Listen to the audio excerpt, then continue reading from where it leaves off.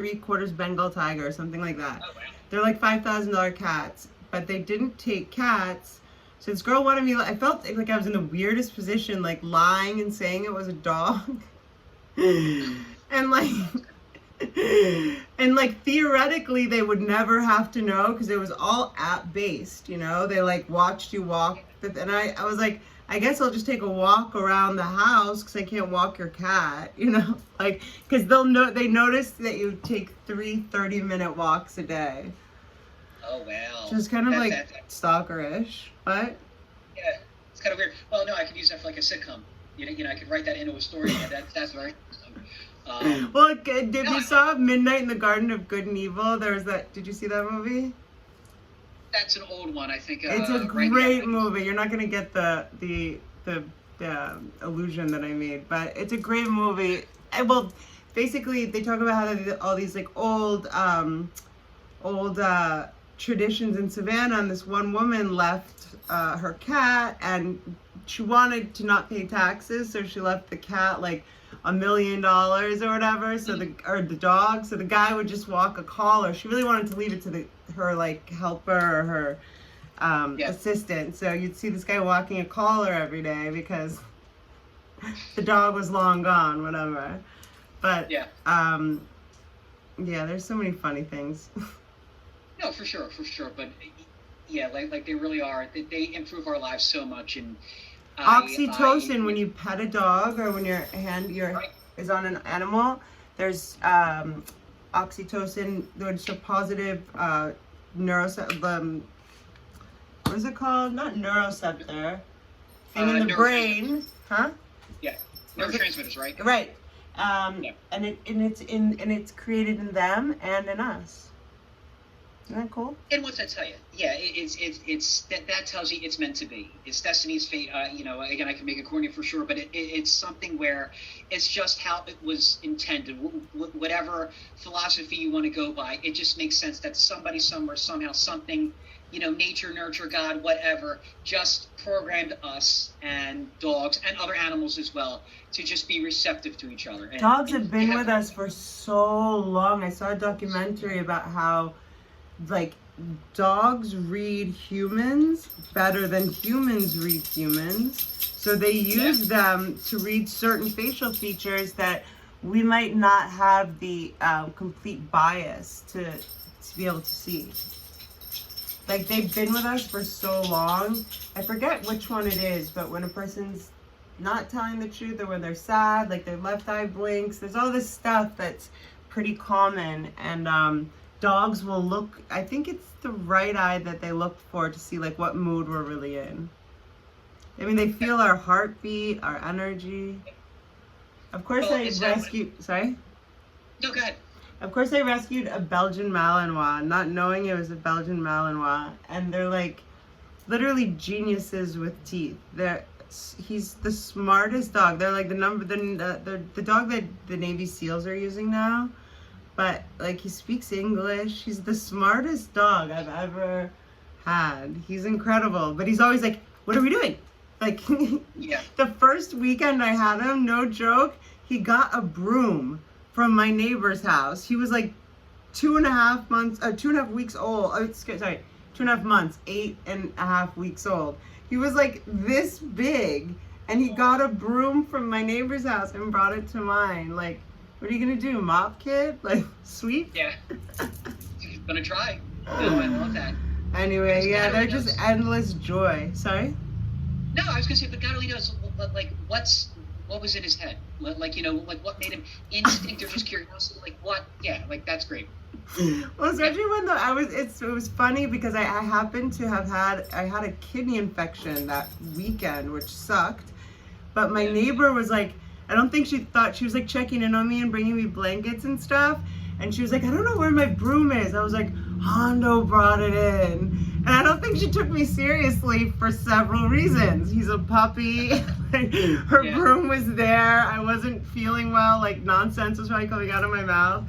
And then like a day later, she's like, I cannot find my broom. I was like, I told you, Hondo brought it there. And it was like, I was like, it's right there. She's like, oh my gosh. Yeah, you were a kid. And you got a lot but of he energy. certainly was trying to be helpful. I know that. He's always trying to be helpful. Well, they do that. Where don't they bring them into like hospitals, hospice care, or like Yes. cancer wards, or just because the energy that they bring us, and it really is.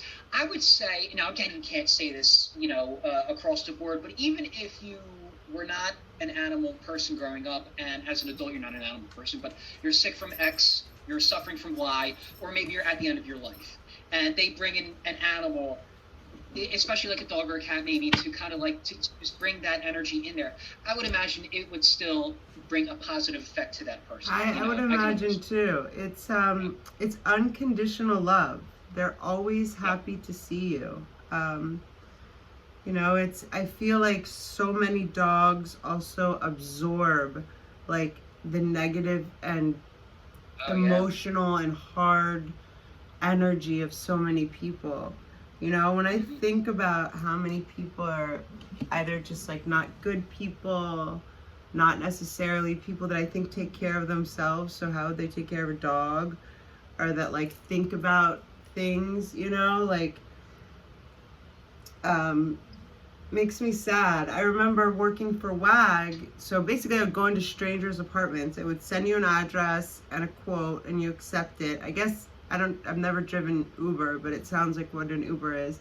Sends you a dog, an address, and a quote, and you have to like accept it or not accept it. And I remember there's a lot of really messed up situations, but you would think most of these people ordering a dog walker are like taking care of their dog, right?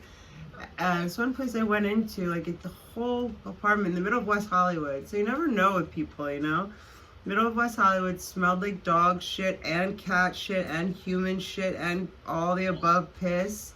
And the dog was like a pit bull, like King Concourse or something, and it was like in the corner, and I was like, come here girl, and she was just like her environment, she was absolutely a product of her environment. It was this a shitty, dirty, shifty, unstable environment. There was like more than pot hanging around, and like I could tell she needed to go to the bathroom, and the guy messaged me something like she hasn't been out for 8 hours or something. So I was like rushing, and when I got there, any dog, you have to like meet your energy with the animal. You can't just run in and like put your leash on a dog as a stranger. And so that was kind of a cool experience, because I didn't have a car, so a lot of times I'd be looking for addresses, jumping out of Ubers, like over bushes, like 301 apartment, you know what I mean? And then I'd walk in and be like, hey, what's up, guy? And you never know, really, like sometimes they're little yappy dogs, sometimes they want to go on a walk, sometimes they don't. Sorry? No, I was just agreeing. I love that. Oh, and so... I love the yappy dogs. Huh? I love the yappy dogs, yeah. You love them? Yeah, I mean, look, again, all dogs, like, again, I see your kids are pretty big kids, your doggy's there, but now my oldest brother has a pit bull mix, and so he's a big dog, and Rocco is his name, and he's great too. He's a big puppy, but of course, when my brother plays with him, like he really like that visceral, that deep throated, like he'll like argue, he'll growl, but yeah, like he'll fight, he's fight vocal, he expresses himself. Exactly, and I'm like, oh boy, that's cute, but again, I all dogs, whatever, wherever I would end up, or whomever, or, whatever, she has or I have, I'm fine with that. You know what I mean? Like, it's a great energy. And, but yeah, they always break my stones. Like my nephews and nieces know. The rest of my siblings really don't like schnauzers, miniature schnauzers. And I do, because again, I just like, they're yappy, they've got the beards, although I never like the typical. I was going to say, what about standard schnauzers, like the bigger ones? Oh, I was going to say, I think giant, standard, yes. And miniature. And they go in those sizes. And again, they're great too. But it's just like beagles are small. I think they're cool. Jack Russells, Chihuahuas are even tinier, so they're funny. But yeah, like I just always, I guess that was always my preference. But either way, if you live in an apartment, I will tell you your preference won't be having a yappy dog, because your neighbors won't like it. Yeah. But I can get that. you know, it's just, it's such a beautiful experience and an honor every day to have dogs and the love of dogs, you know. Yeah. So I was gonna ask you if you wanted what? No, I was gonna say no. Go ahead, continue. Because I think that if I was not mistaken, you made like a hypothetical she, as in like your future girlfriend. Like if I had this and she had that. Like, are you actively dating, or are you in a relationship, or how are you? Do you want to talk about that or no? No, that's fine. That's fine. I am single for any number of reasons. I'm a virgin for any number of reasons. What do you mean when you say any number of reasons? Well, because there's such a story. Like, one of the things I always say is, you know, when people are surprised, like, dude, so you're almost a 40-year-old virgin. Like, how's that happen? I was like, well, listen, 2 weeks ago I was 20. Meaning it goes so quick. 20 years ago, like I always say to my nephews and nieces, I'm like, it goes quick. It is what it is. And yeah, I think for now I'm just engaged in getting my energy where it needs to be through meditation, through my self-love, through my engaging of law of attraction, of knowing who I am, of getting better fit at the gym, whether it's aesthetically or health-wise or strength-wise or training and all that. Like, I'm working on that, and of course working on my creative projects. And you know, through all that, I figure I want to be right in my head when I finally begin to date again. And it's funny, I was working on a podcast before back in the day, and I might be working on one now again, so we'll see. Stay tuned, you know, about just, you know, these topics about sex and virginity and everything in between. Well, I was gonna say there's that movie. Oh, yeah, I know. I don't know if say no more. I didn't want to say the name. Yeah. No, it's fine. It's fine. Well, I'm still 39 technically. I was gonna say, do you think you've let it build up so that now it's become something, or is it now like a conscious, like you don't want to unless you're married? A little from column A and B. You know, it's funny, and potentially working on another podcast about these topics and more. You know, I'm kind of working in my head about how do I re-explain all of this journey that I'm on now, and the reasons why. This is a good place to warm up. Oh no, for sure. And I like that you can engage me honest in that. You're not all weird, like, ew, you're a virgin. Why? That's weird. You're an adult. No, never. Yeah, you don't have that energy, so I appreciate that for sure. No, it's just 20 years ago, I would have probably given you a different answer. You know, I certainly was less open about it then than I am now. You know, obviously here I am talking about it publicly, essentially. And I was less open about it, but I wasn't embarrassed by it. But at least 20 years ago, I was 19. So it wasn't as big a deal then. But as you get older, you know, 19 becomes 25, 25 becomes 32, 32 becomes 39. And the older you get, and whatever your reasons are, that's why I never criticize anybody that's in my shoes or not in my shoes. It's obviously one of the most personal choices you can make. My association with it is at least positive in that it's not the negative reasons that are associated with being a virgin as far into your life. You know, so I'm grateful for that my reasons are positive. Now, is it a reflection of, well, obviously I've never met the one. I've never met my twin flame or soulmate yet. I never went on that one date that, you know, that I hit it off with her, and, you know, 10 years later we're still married, madly in love with each other. You know, so it is reflective. But you didn't have a few where you're like, I'd bang this chick. Oh. Believe me, it was on the radar over the years a few times. It just never panned out for whatever reason, this or that. It wasn't meant to. Yeah, it just. That's. I mean, I believe there's a reason for everything, you know. Exactly. It didn't pan out. Oh yeah, listen, I could have engaged over the years. Yeah, no, I imagine there's several times you turned down things. Yeah. Oh, for sure, and I just wasn't there in my head yet, where either A, I just didn't necessarily, you know, see myself with that person in that regard. B, I didn't follow my hormones at the time, where I was always able to not have to do that. C, it was never where over the years, and especially working on my projects, you know, multiple for sure, over the years, I didn't necessarily pick up on the signs as well. Like, I'm not one to pick up on the signs. Oh, like, yeah, I see what you're saying. Yeah, you seem like somebody that's probably very focused on what you're doing when you're doing it.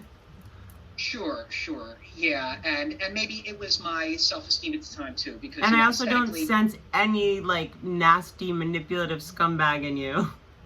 Like you would never no, like, again, take advantage of a girl. no. I'm high energy. I'm a pain in the ass, but it's like that. That's where my negatives go. You know what I mean? I can be talker, as you can tell, but yeah, my energy isn't that, and that. You know, again, everybody's journey. I don't want to judge. I don't want to be that guy. I don't want to use a broad brush.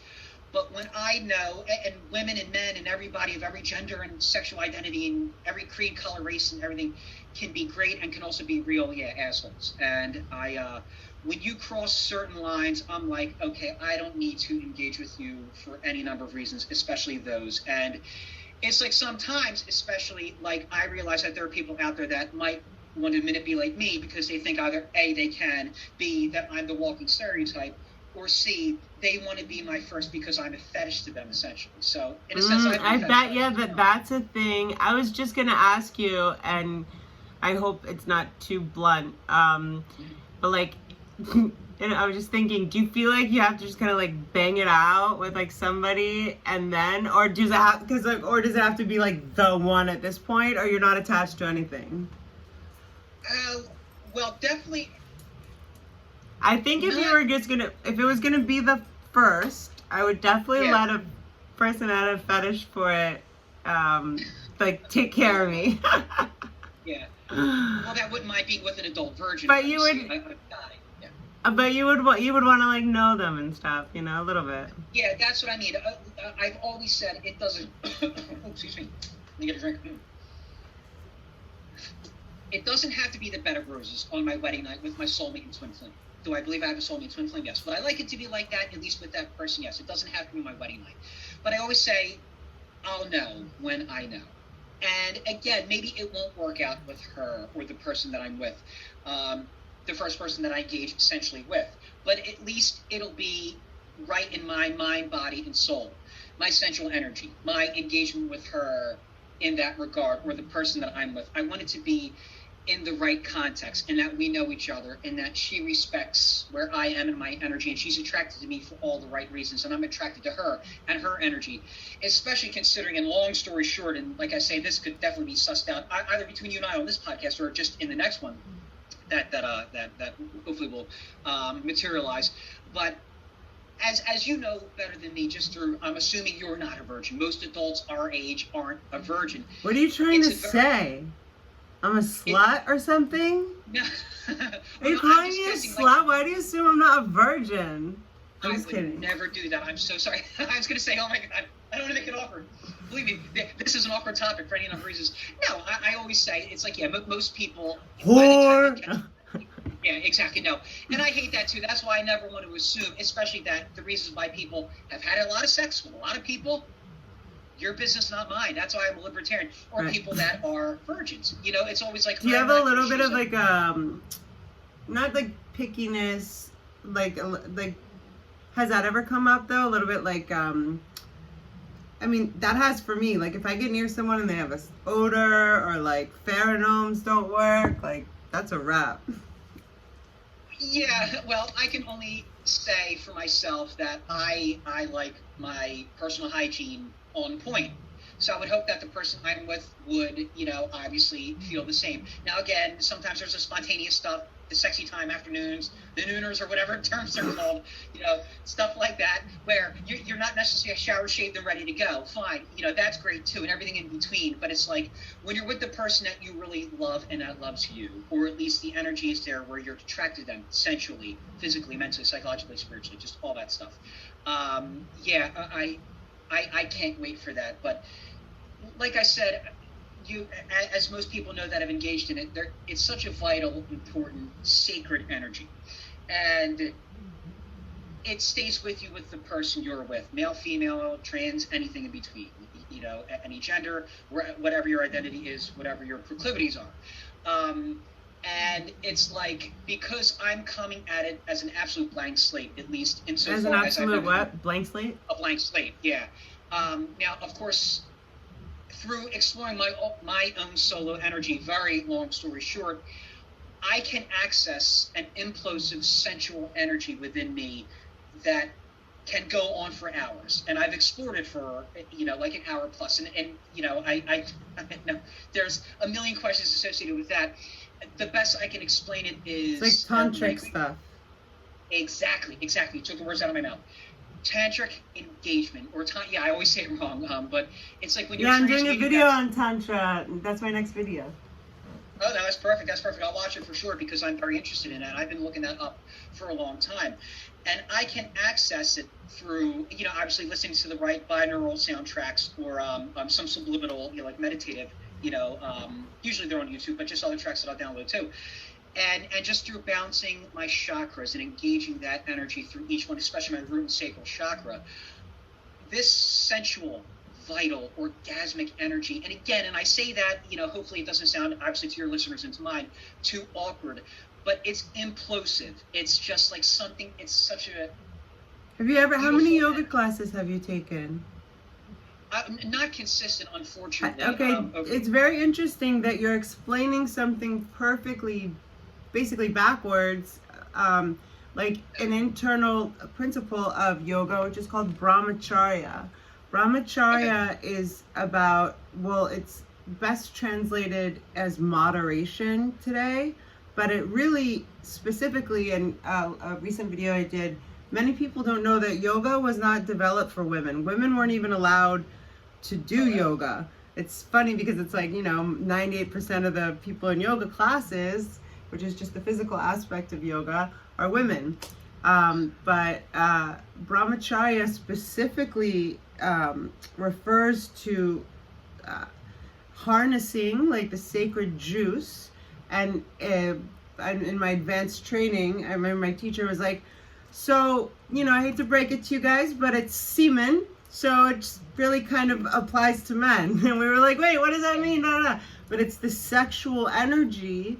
And long story short, one of the million guys I fucked, because I'm such a whore, no, I'm just kidding, a guy that I was with and dating that was a yogi and really into Tantra and stuff, like wouldn't finish because he would hold on to that energy. Like, he was much deeper. He taught me a lot, but I had never like seen a man do that before. It's amazing. It sounds like your experience, sort of, but like solo. I'm not a dude, so I can't understand it. But it sounds very much like brahmacharya, which is like basically the discipline of the man's juices, power. Literally and figuratively, yeah. Also known as my last name. I was going to say, ironically, put it together. No, I love that, though, because that's a big part of Napoleon Hill's Think and Grow Rich, because one of his chapters is on sensual transmutation. Sexual transmutation. I like saying sensual better, because to me, it's so much more of a deep, sensual, serious, vital, romantic energy. And that for too long, just across the history of our species, it is what it is. Where, however deep or far back you want to go, we don't engage it in the right way, which is such a shame because it's such a beautiful, wonderful thing. And this is coming from a virgin saying this, because I think that's why I'm on this path, because I was meant to be on this path, because I meant to potentially heal the person that I'm with that might have suffered trauma for any number of reasons, or to be like a guide for her, or just like a positive influence in that regard, because people that have had sex, especially women, where the energy stays with you, and the DNA literally and figuratively stays with you as well, at least that I've been reading, it's funny, I was just talking about this now. It's interesting that you're saying that, because I want to know what you were reading, not to get too off track, but I feel like we're always to be continued, but I saw and read something about a year ago, and it was talking about, be mindful of who you like have sex with, because you're literally like vibrating. And I never thought about it, but it makes perfect sense. You're like vibrating. And I thought about a few people I slept with like years and years ago, but I was like, no, that's not on me anymore. It doesn't stay with you forever. There are a bunch of ways to get rid of that energy. I was thinking like if you were married to an asshole, or like, like a bad person, like no matter who you were, you would still be vibrating their like energy field. Through sex and just in general. Right, if you were having sex with them or whatever. Yeah, and sharing a life with them. Right. Yeah, for sure. No. And that's one of the other reasons too that I just am where I am now, because it's just, if the person I'm with can't relate to what I can relate to, obviously I would want them to know and to be able to teach them. And, relate to in regards to this? To what I can do as a man, and about how, especially. With your superpowers. I love how you're putting it like that. I love how we're being like little kids and not even saying most of the words. And we're just using funny euphemisms.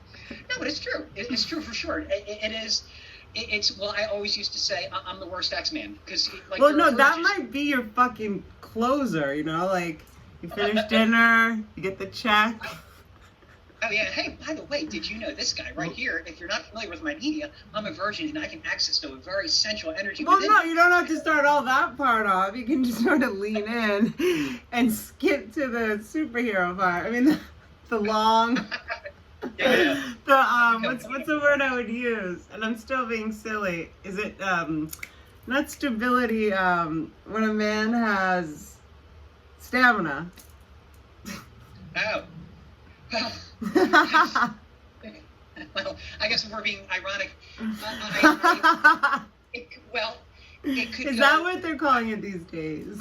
Yeah, it's that. No, well, see, it could go either way when you're somebody in my shoes, where here I am, a guy that can engage this energy for a long time. Like, they would always bust Sting's chops, the singer, about how he was into yoga and Tantra and engaging that energy, and about how he had talked about how he, I don't know exactly how he explained it, but they would bust his chops about how he was saying how he could have sex for hours. But he didn't mean it where he was doing X, Y, and Z for hours plus, but how he was able to engage that energy with his partner, with all the things that you do when you're doing that, where most people do it for minutes or whatever the average is. I have no clue. The average is 12 minutes in America. Oh my God, yeah, so for 12 minutes you do X, Y, and Z, and the average American couple has sex for 7 to 12 minutes. That's not very long, is it? No, not at all. And Sting was able to do it for, again, don't quote me on this, but it's like something I've heard on a podcast, of course, and it's something that I can do, at least solo, for a very long time, where I just, and again, I do nothing. I lay there and I bliss out. I zone out. It's literally just that, but I'm able to use this energy, and it's all implosive, if everybody gets my, the inference. It's not explosive as a guy. Yes, and that's exactly what that energy is, that implosive. It's retaining the power. What was I just going to, there was a teacher either I was going to mention to you, or what was the last thing that you just said? Just about the energy you can access, and implosive and explosive. Yes, and from there, not only, this harnessing that, it's not just to, have that confidence of like holding in an orgasm. There's a lot more available to that power, obviously. Does that make sense? I'm sure. No, that's so interesting that you kind of stumbled on that. I mean, I guess you didn't stumble on it, but it's a hell of a journey. Well, because most people, I realize, sorry. Yeah. No, go ahead, please. Well, Tantra is, to be clear, everybody thinks sex. Tantra is an umbrella word. It doesn't ignore sex. It doesn't ignore the physical body, is a better way to put it. Tantra is exploration, it's studies, it's meditations, it's a whole approach, spiritual approach that doesn't ignore the body, whereas most others do. Right. Just because sex, I think, is always kind of a taboo thing. So that's just an interesting thing that I don't know if you know, but there is the Tantric Sutra, but a sutra in Sanskrit is a thread. So that's just a chapter of the book of Tantra. No. Yeah, see, I find that all very interesting for obvious reasons, because it's a part of my wheelhouse now. It always wasn't, weirdly enough, where, when you're younger, especially as a guy, you have more testosterone, you have more of a libido. it's the opposite for me now, like where it has another contradiction, I guess, where one of the stereotypes is, well, if you go that long in your life and if you're celibate or you've never had sex, you don't have much of a libido. No, believe me, it's the absolute opposite. I don't think there's any hard rules to anything in this life. Like, I feel like my body is better than it's ever been, and I'm 40 years old, and that's crazy. Like, I don't think energy. So I think the only things like that are like sayings or adages are just mental prisons or cages. Like, energy levels. Like, I've seen people that are 20 or 25 and are lazy and act like somebody that's maybe 50 years old and think as slow. You watch the wheels turn, and then people that are 50 and jumping around and, fucking sure. Richard Branson just went to space. Oh, no, yeah, and I think they've used him, well, not him, or one of these billionaires or whatever, but about how they transmute their sensual energy. Oh, you were talking about, that's transmutation. So sexual or sensual transmutation. So what is that? Right. As far as my understanding goes, and God knows it's through the lens of me with my energy and my celibacy and whatnot, but as far as I understand it, it is taking, and maybe this isn't exactly what Napoleon Hill had said, but it's taking the energy that you have within your body, the hormones that you have, male or female. I think he meant it more, if again, I'm getting it correct, towards, for guys, but just in general, as I look at it, as for just anybody, you take that energy, it's sacred, and you use it for creation. Because it is a creative energy. It's how we were created. Of course, it's awkward thinking about our parents in that regard, or siblings, or this or that, but it is creative. It's a beautiful, vital energy. I know I'm belaboring that, but it's so true. And it's like, so you use that instead of being a man and explosively using that energy, whether you're doing it through masturbation, or with a woman, with a lot of partners or no partners, or your steady partner, whatever in between, or as a woman, what have you, whatever the example is, it's like you could be using that energy and putting it toward creation, whether that's in your business, in your mind, body, and soul, in your art. For me, I've been using it in my art for a while, because I wonder, would I have been able to create what I've created had I been a non-virgin all these years? We'll never know. We'll never know. You can say maybe. Yeah, and I don't know if it's necessarily that you haven't shared that experience with another person or not, but I was going to say two things came into my mind was a guy, Osho, who's got a lot of discourses online. He's super amazing. I recommend him to everyone, Osho. But he spoke of meditation as the highest form of consciousness. Sorry, sexual experience, like orgasm, as the highest form of consciousness. Also, I think the way we do anything is the way we do everything. So guys that just, bust a nut and, or whatever, that explosive power, they probably don't, they cut corners everywhere else in life too. You know what I'm saying? And I'll say, again, from my whorish self, the best lovers are like guys that you can tell give half of a shit about, like, wanting to have an experience with you, and also making it sort of not artistic, but like, not wham bam, thank you, ma'am. Yeah. I mean, I have my issues with that too. Like, look, I'm a guy, so I can relate to other guys, and guys that are into it just for that or just for their own. It's funny, again, just having this conversation, and I refer to the second potential podcast that I could be having soon. I'll keep you posted. We'd love to have you on. Always. For sure.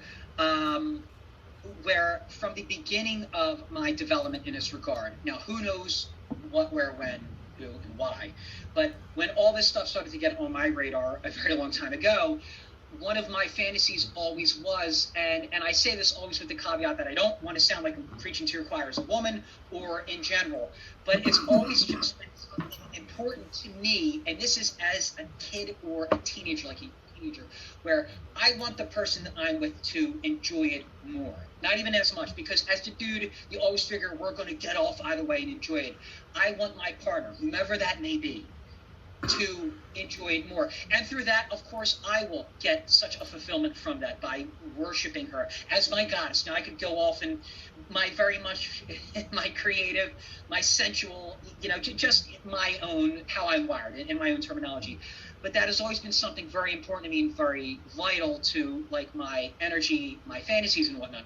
And you have the counter where I'm friendly with a lot of guys at the gym, especially where, you know how guys are, the locker room bullshit talk, and a lot of it is just that. They're probably boasting too. But they talk about just all the examples you can imagine would come from dudes like that. I'm like, thank God I'm not like them. Again, hardly perfect. Again, here I am, nearly a 40-year-old virgin. So there's a lot of drawbacks in being this guy as well. But at the same time, I don't think, what drawbacks? Societally, I'm an artist minority. Look, there are more people. I think they're saying people are waiting longer into their lives as well. But it's like the older you get, the further. And weirdly enough, we're over-sexualized as a society, as I've seen, but yet we're uptight about it too. It's weird. It's a weird contradiction. How do you feel personally right now? Like, are you actively doing online dating? I know it's very weird post-COVID, right? Like, do you do online dating? You would never do that, so you want to just meet someone in real life? Are you like always open to looking for someone? I'm open to destiny and fate. That's pretty much where I am right now, with where I guess I just meant quickly, like the way that you said, it's very beautiful. Like, I just want my goddess to experience, have more pleasure than me, blah, blah. I don't mean to say blah, blah, blah.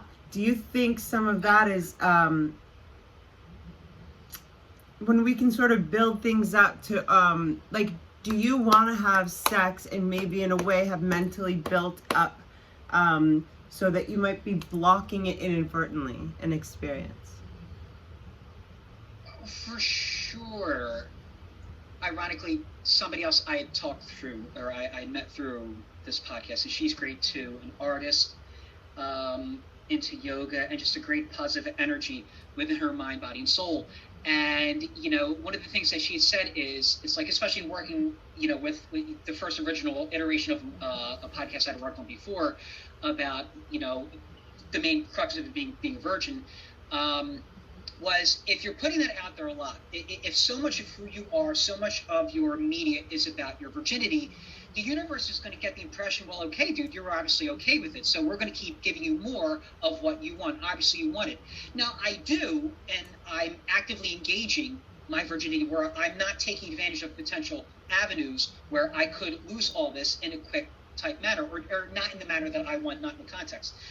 But at the same time, as somebody who's a relationship guy, I'm a monogamist. As somebody who wants to know the person I'm with and have them know me and have her, just us to fire on all cylinders. If that, I'm kind of. I guess no, it does. But I guess I wanted to also make sure to not forget, because you have a very high emotional intelligent quotient, which is not. It's not the rarest thing, but for men, it's not the most common, right? And so then, like, as and you're also very intelligent, I feel like I just want to, I guess, be here for you as a safe person, for you to, like, feel if that's maybe blocking something. You know what I'm saying? Like, I'm sorry, does that make sense? No, I know what you mean. Yeah, because like, you're very emotionally intelligent, and you're very confident, and you're very sweet, and you're very smart. And I think you know what you want more than, but is it like, because also this has happened with the years. Do you know what I'm saying? Like, you're more emotionally intelligent than you were at 30 or 19.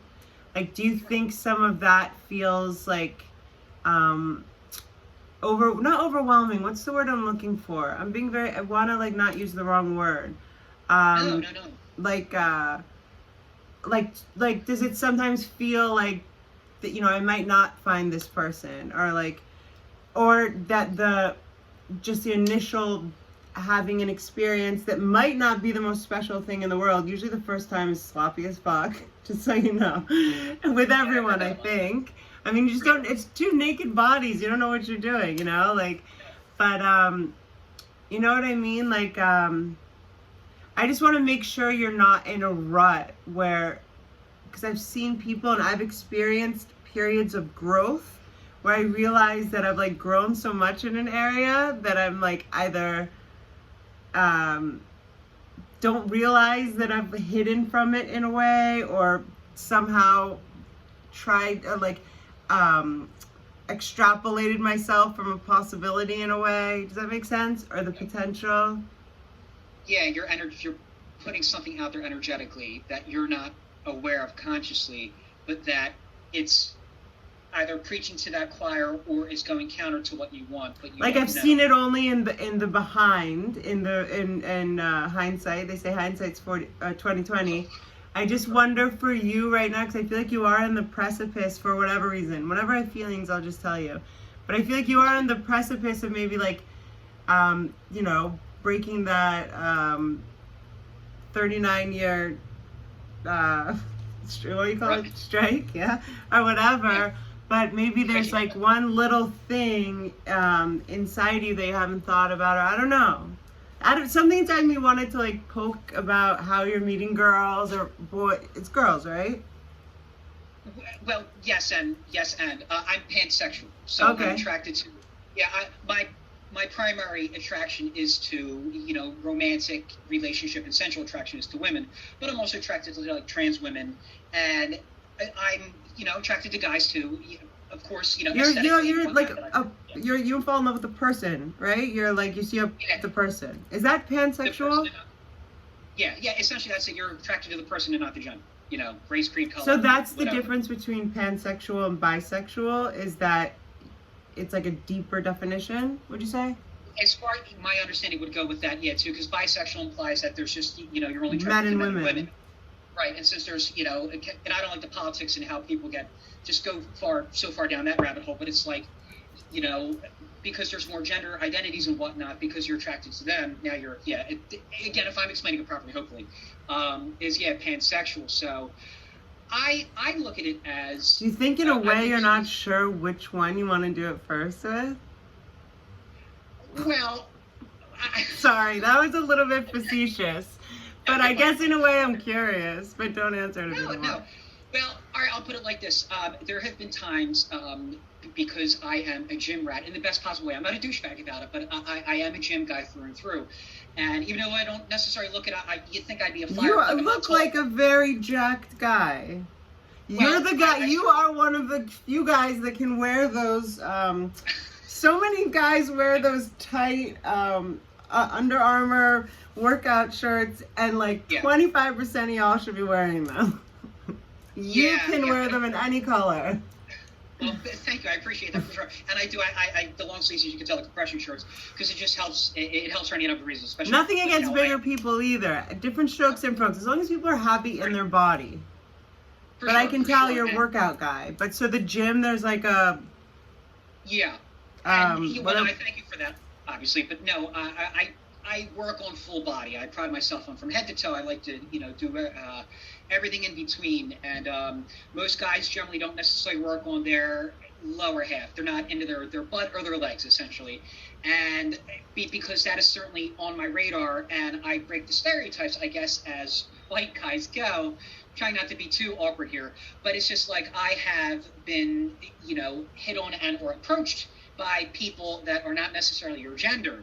Now, they're either A, guys that I'm not attracted to, or B, they might be, but I'm not looking to engage in that sense because of, like, I'll do, like, certain stretches and exercises where it's kind of hard to hide. And again, as you can relate to, as women can relate to, it's sometimes hard to hide your curves. So guys, men and women check you out at the gym all the time. And, well, I don't even. That's why I go to the gym Friday night at this time. I'm just kidding. No. Yeah, well, my gym closes at 11 anyway. Well, yeah, no. Again, I never want to be. See, there's always that potential of being where you think everybody's checking you out because your self-esteem is too high, or it's too low where you think nobody's checking you out. The truth is somewhere in between. Yeah, either way, I think it's healthier not to think about that. I remember going to the gym all the time and having that same thing. Like, are people looking at me? Like, we have to not, that, you know what that is? One therapist said it perfectly. That's busyness in the mind. Like, thinking about other people, it's just, it's busyness it's just complete waste. For sure. We just have to like For sure. stay And- internally happy, confident. If we make eye contact with someone, fine, then that's a different thing, you know? And that's what's happened with me a couple of times at the gym. That's why I don't say I'm always getting checked out, but it's like when it's on my radar, and again, as we talked about, I'm not somebody to pick up on this stuff right away. When it's on my radar, by the time I notice it, it's like really apparent. And it always surprises me because, again, I would rather... The girl's like falling off the treadmill. I'm like tripping, and I'm hyper to begin with, as you can tell. But no, so just blah, blah, blah, blah, blah. I always say one of the mantras I've been saying to myself for a lot of reasons is stay the course. Now, that applies to a lot of different components in my life and in your life and all of us for the courses we want to stay on. But I could have been taken off this course by certain people had I engaged with them, female and even male, and it wasn't there. The energy wasn't there, the attraction wasn't there, the understanding wasn't there for any number of reasons. And we all have these stories, virgin or not, 50-year-old or 20 years old. It's all in the context. But I would just say to myself, stay the course, because I know this person doesn't have the right intentions or their energy isn't right, especially with me, with how I'm an empath, and I'm going to take on a lot, A, as an empath, and B, sexually and sensually, because as people know that have done it, you just know when you're engaged in that act, it's just such a, at least to me, how I look at it, it's just such a beautiful, wonderful thing. You don't want to engage it in the negative way, in a negative energy, and I don't mean to belabor that overused energy as well, but it's just how I look at it. And you can tell, I can tell when, okay, that person, I'm not feeling so, but always polite, always nice. Hey, thanks. They're asking me like what certain yoga stretches I'm doing. I'm like, oh, I don't know, just Google it. I'm not a guy to, necessarily has it all, What do I look like? I have an OnlyFans? Get out of here. It'd be the most awkward OnlyFans you can imagine. Well, no, because Chad and I just made a joke that we would make an OnlyFans. That'll be the most awkward OnlyFans. Oh, good Lord. Yes. For any number of reasons, just how you guys would, yeah, my God. Oof. Yeah. The hat would have to be involved. But,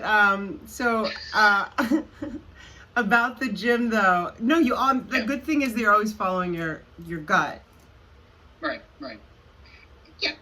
And I think maybe having these conversations, too, will help a lot of guys. My age, older, I was thinking, like, for sure and I'm sure people have found you, but I'm sure there are a lot of guys that are not even as close to as good looking as, in shape, smart, versed and educated, and they're like, think about it.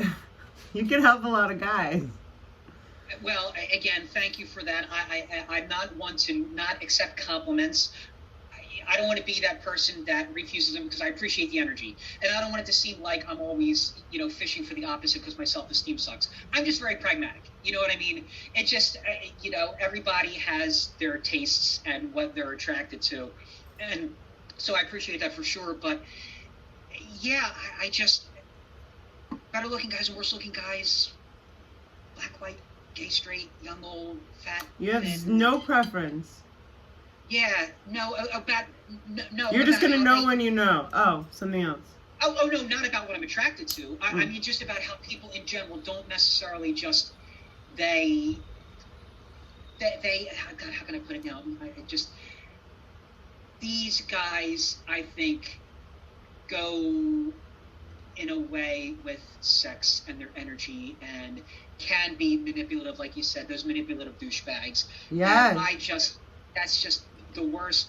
I don't like it. Also there's such thing as like sex addicts, that's a real thing, and Sure.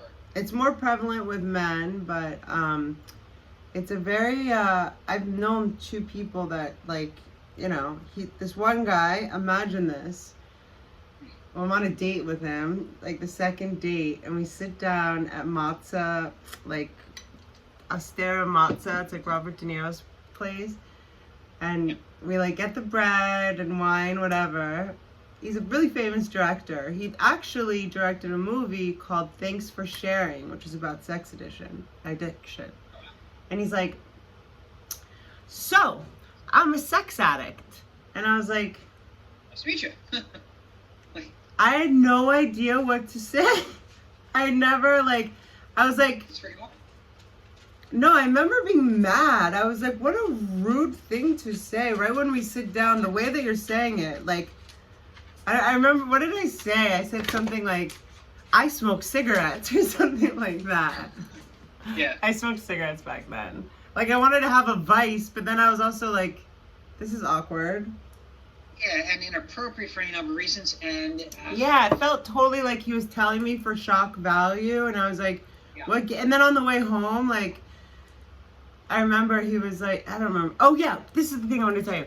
He goes, it's the only, because he was comparing it, you know, he was telling me that he was in a program, etc.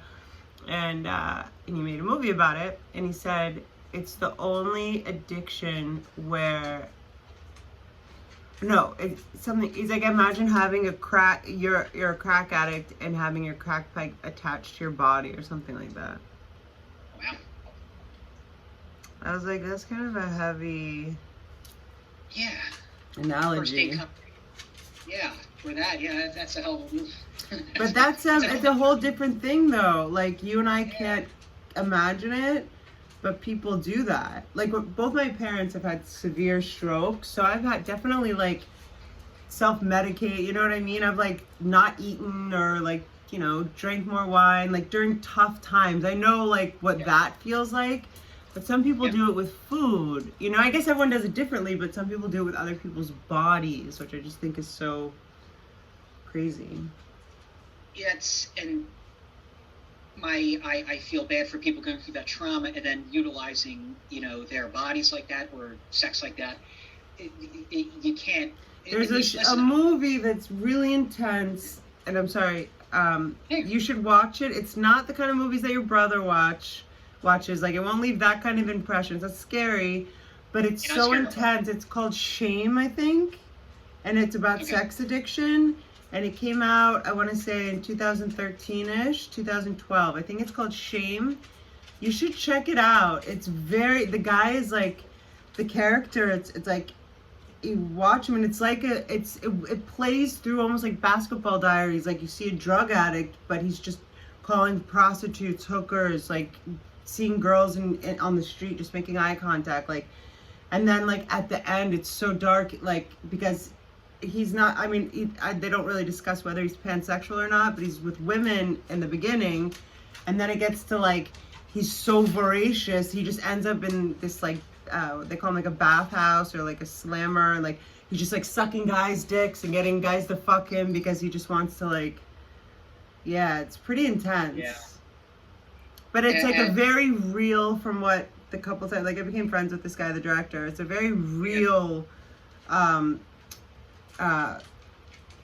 look, like a very real look into like the darkness that is that world. And then it, because I can't even conceive that, but if so many people, like, that exists and that's a thing, which it obviously is, it makes like the whole sex trafficking and like the kids thing and all that just like really, really hard to wrap, like, when thinking of solutions, you know?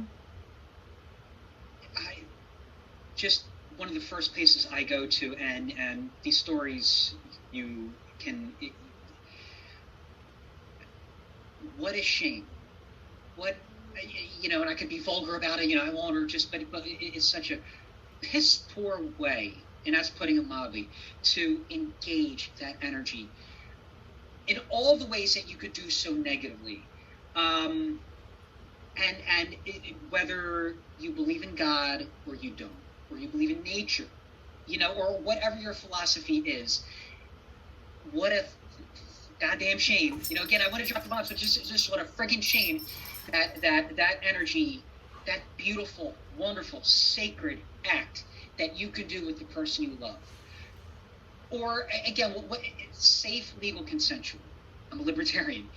But to use that energy in such a way, just I what a think shame. it's almost two different things if you think about it. There's like making love, having sex, like two people connecting, and then there's exploitation, rape, you know, stuff that shouldn't happen.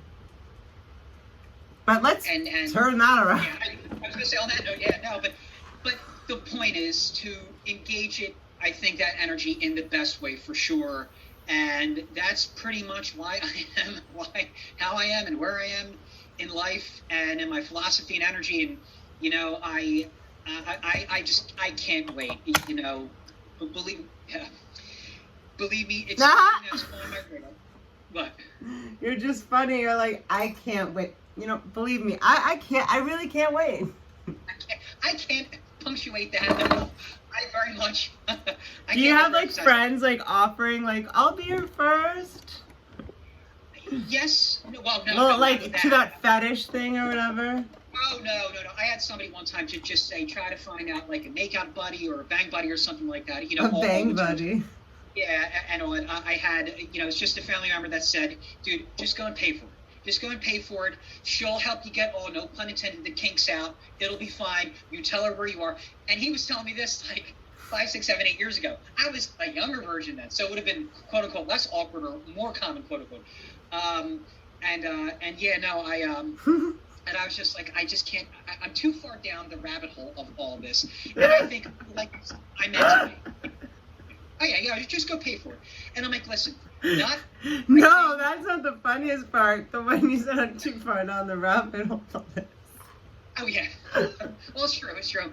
Yeah, when you're almost 40, and again, you look at it the way I do, because there are virgins my age and older that didn't engage all this the way I have. So it's you sometimes think once in a while, like when you're driving in the traffic, like, fucking, I just want to get a prostitute. I won't lie, I guess the thought has crossed my mind because people bring it up or will break my stones about it. Like, oh, dude, just go. I've had a couple of friends at the gym that would say, dude, we'll pay for it. Don't worry, she'll be a professional. I got a girl. Oh yeah. Oh, they have a girl and all that. Or I can even, I could find you a trans escort. And I'm like, see, the problem with all that is, for any number of reasons, the first place I go to is this. And this is corny. I can't believe I'm talking about this in general, let alone on your YouTube channel or my podcast. But just very long story short, and this relates to how I'm wired. When you're paying for it in that regard, or just if it's not with the right intentions, or not that those intentions are necessarily wrong, if it's two consenting adults, fine.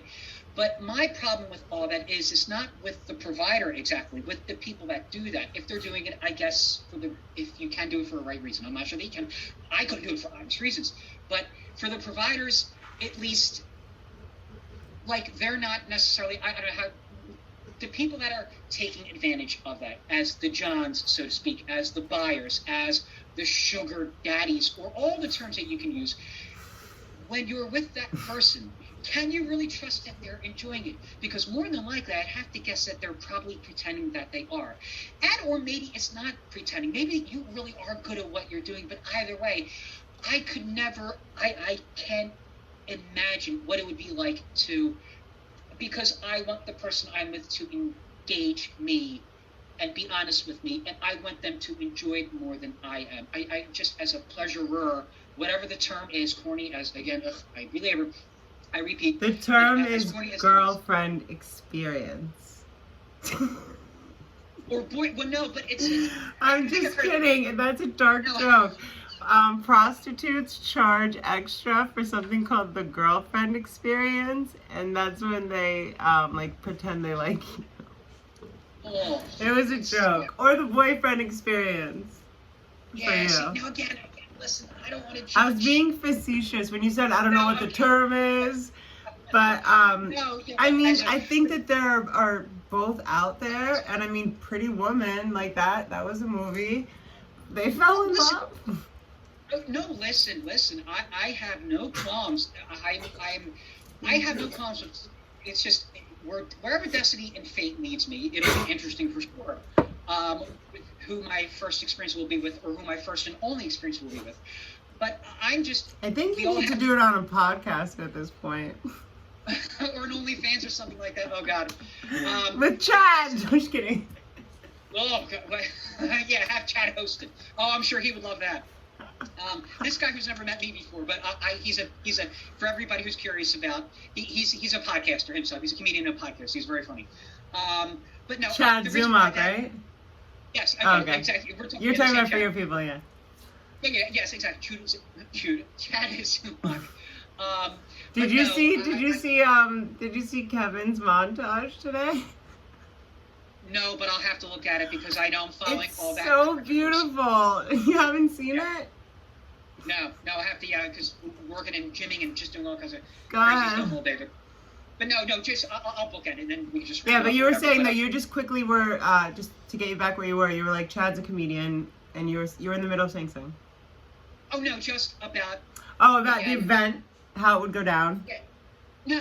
But again, I always say safely or consensual. You know, if two consenting adults are into it, fine.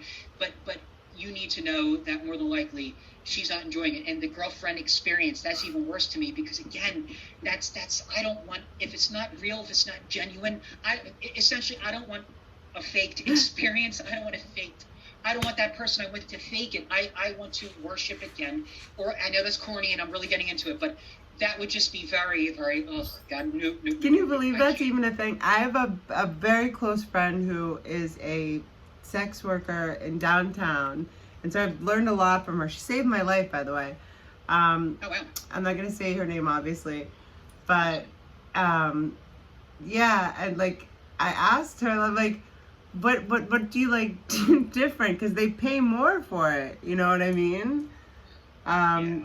You know, it just depends. But it's funny that people will, you know, create in their head something like that, right? For sure. The gymnastics will go through to I guess just to enjoy an experience or something like that. And I guess I know me too well, and I just know how I'm wired. And again, I can't, you know, I would just hate for that experience to be anything artificial at all. And this is whether it's my first time or my 100th time or my 1,000th time with my one and only, my twin flame, my soulmate, my wife, my fiance, my girlfriend. You know, not necessarily in that order, vice versa. But yeah, no, So it takes a lot of experiences in all kinds for sure. So that's very interesting to me.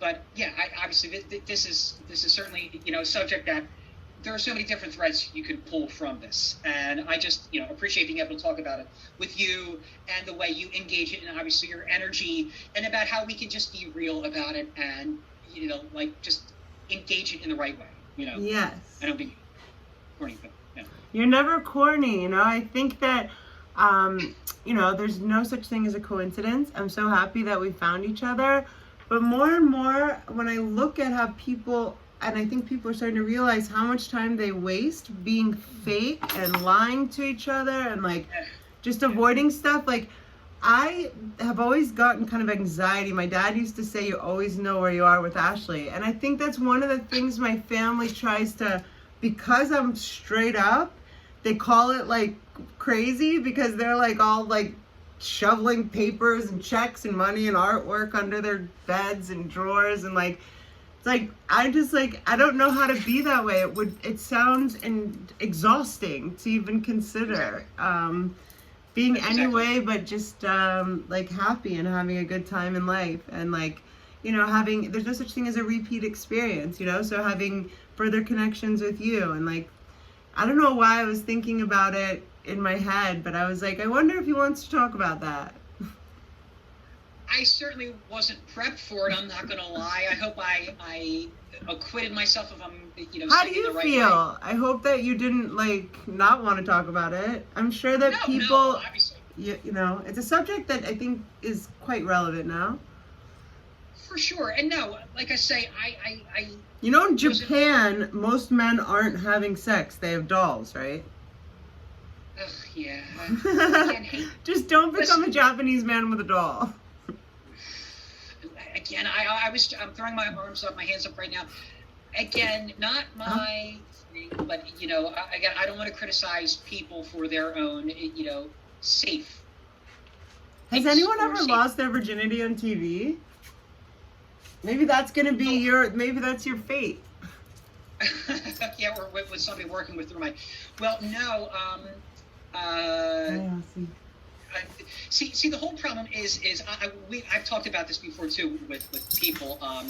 Is it's like, and this isn't always across the board with a woman, but where you can generally tell. Typically, there are ways not to be awkward, but you could tell if a woman is quote unquote a virgin. Although again, I know that's not. How can you tell by the way she walks? I think, but isn't there something like a physiological thing that changes when a woman engages in? But wait, you're saying that there's a way to tell if you just see her with her clothes on? No, physiologically. Oh, like the hymen? Yes. Tampons yes. break that though. No, I know. And if you're flexible, you're in gymnastics or That's something like that. true too. The pelvic floor. Right. So it's not an across the board method to officially tell. But for a guy, gun to the head, how do I prove that I am really? There's no blood test. There's nothing physiological. How do you prove that you're what? How do I prove that I'm an adult virgin? How do I prove that I've never engaged it at all in my life in any How do you way, know shape? you haven't?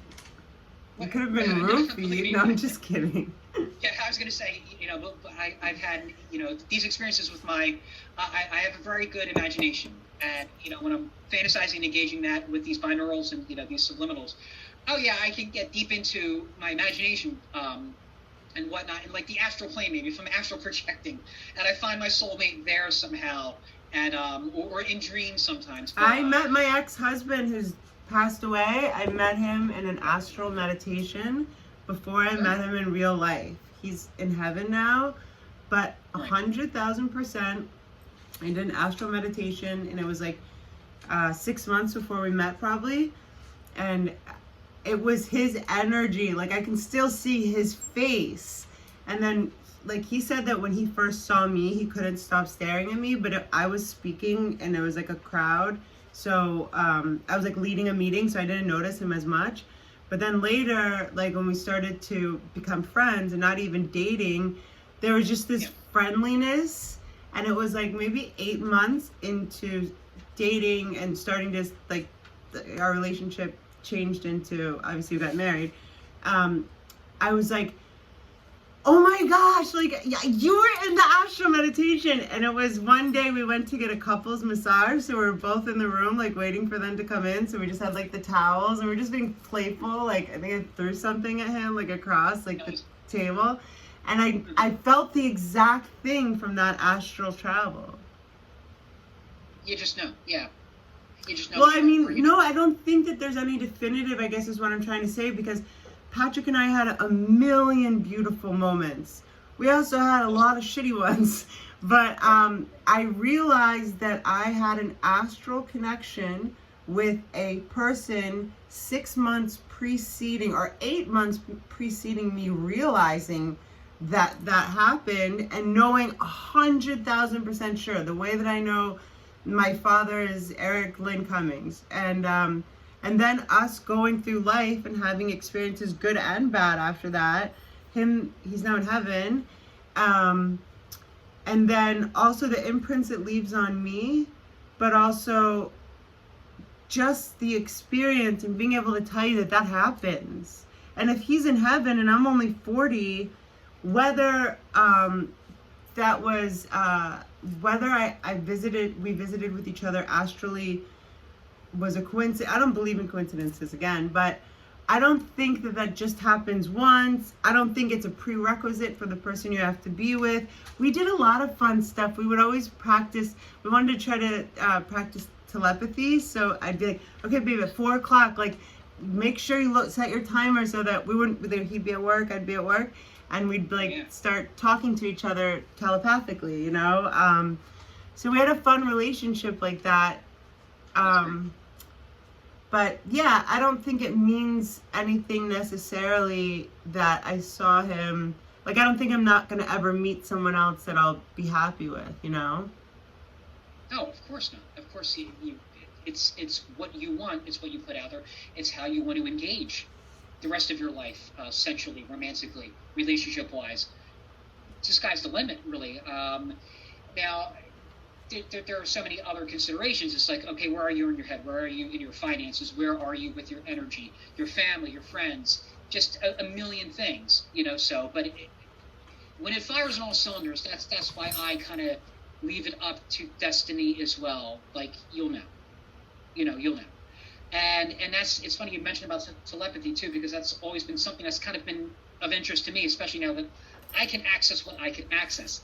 Especially in how you can, and I've seen some YouTube videos on this. Of course, I couldn't, I could try to find them again, but just where like this one woman who's like a TED Talk feminist speaker or what have you, was talking about a lot of this too, about how she said at one point she didn't let her partner, a guy, know that she was going to do this, but like they were having sex, and she like just, I forget how she put it. Hopefully I'm not embarrassing myself here, but she just like sent a certain energy to him as they were engaging this. I think it's weird to do anything like that in a setting. Sorry to interrupt you, but when you don't talk about it first. But she did what? Oh, you have to.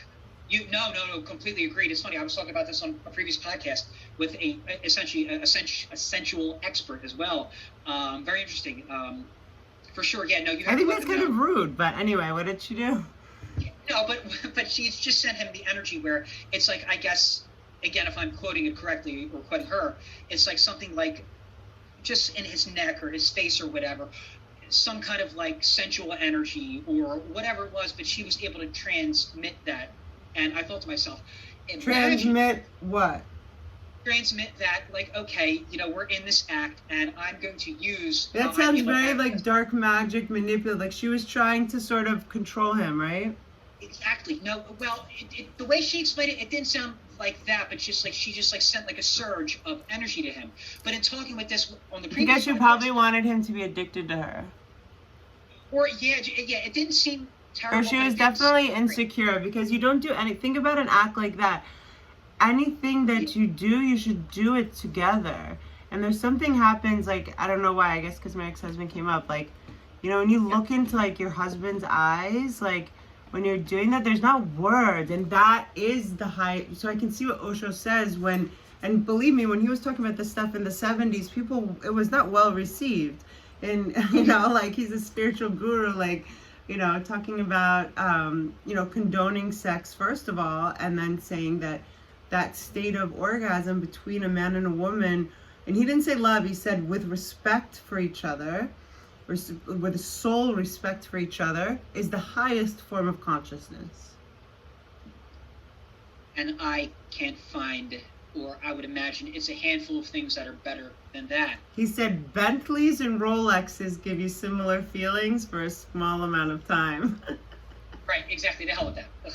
No, he used to wear Rolexes and drive Bentleys. He was trying to prove a point. Like spirituality is like become this thing that he's like, I'm trying to be here to deprogram you. Like, don't listen to these idiots. Oh, I love that. No, that I love. Yeah, because like to me, like what could be better? And this is somebody who's never had anything close to it in my life. Well, I mean, I just made a joke because you said what's better than that, and he would make a joke and said, if you can't have sex, get a Bentley or a Rolex. It'd bring you happiness, almost the same. There's that accent again. Well, no, that's not Russian. My Indian comes out pretty well too. Oh, okay, yeah. No, well, that could be dangerous easy. Osho speaks with a lisp. So when he says sex, he talk about sex between a man and a woman to have sex. It's the ultimate. I can't. I'll have to Google them. Yeah, I'll have to look them up. Yeah, I'm gonna have to take them out soon, so let's wrap this up, love. Oh no, for sure. I was gonna say we gotta bookend this. Yeah, I'm gonna. Just because Aussie's looking at me, he's like, "Yo, ma, I gotta take a dump." Well, that's not good either. But no, well, yeah, to obviously bookend all of this. TMI. No, well, your dog's TMI. Yeah, your poor dog. Now he's embarrassed. No, he's not poor. I would never let him be suffering, but I could tell one's brewing. Yeah, you just know. Yeah, for sure. No, I love that, and I always enjoy these conversations. Me Obviously, too. like I said, I'm glad we went this direction because I wasn't prepped for it, but it was honest, it was real, it was raw. You like that for your media, I like that for mine, and if we can help people and have them, or just enjoy our conversation, all the better. So your light, your logic, your passion, I appreciate it so much. So I appreciate you so much, and thank you today. After when I wrote to you, you had the most perfect advice at the perfect time, guys. Whatever you're going through, if you're going through anything, don't let somebody take up your headspace. For whatever reason, there's no justification you're going to be able to find. For sure. Oh yeah. It's too important to seed your energy. And what's your Instagram, love? Sorry. Oh, no. My personal Instagram is JerseyMatt1421. I have to write that down because I'm following a different Jersey Matt. Oh, that's too funny. Yeah, no, I don't think you're following me. That's too funny. Yeah, JerseyMatt1421. Okay, and then you were saying a seed for what? JerseyMatt1421. Yes, and it's all at the apatheticvegan.com. You'll eventually be able to find all my links to my series, information, obviously the podcast, media, and all that. No, I was just saying you never want to seed your energy to the negative like that. It's important. It's too sacred to us. But no, but you, I think, have a deep, vital, innate understanding of that as well. But sometimes we get caught up, and it is what it is. So you're approaching it the best way you can in the best headspace, and I think that means a lot too, to put it out there. So what is your media? Please plug any and all of it as well. Thank you. My YouTube is Ashley Cummings Yoga 420, and my Patreon is Ashley Yoga 420. Thank you so much. Ashley, for sure, of course. Thank you. I don't even know how to wrap this up well, let's not wrap it up. Let's see you next time. No, perfect, exactly. Yeah, everybody, well, thank you to your listeners, and of course, everybody, please find us all on theapatheticvegan.com. Once again, and then for whatever reason, if you guys, because a few people on my channel said that they couldn't find it, and then they found it when you said to go all the way down, when you just posted. That was on Spotify, yeah. Okay. Yeah. On Apple, it's just super easy. Right, it should be, yeah. I haven't looked into it recently, but it should be Apple, especially. It should be the newest to the oldest. And it's called Apathetic Vegan. Yeah. Well, the Apathetic Vegan, but I also have Apathetic Vegan podcast, and it's too many variations, Okay, sweetie, this has been amazing as always, and until next time. Yes. All right, Ashley, thank you so much again. Enjoy your night. Have a great night. Bye, Matt. Bye-bye. Take it easy.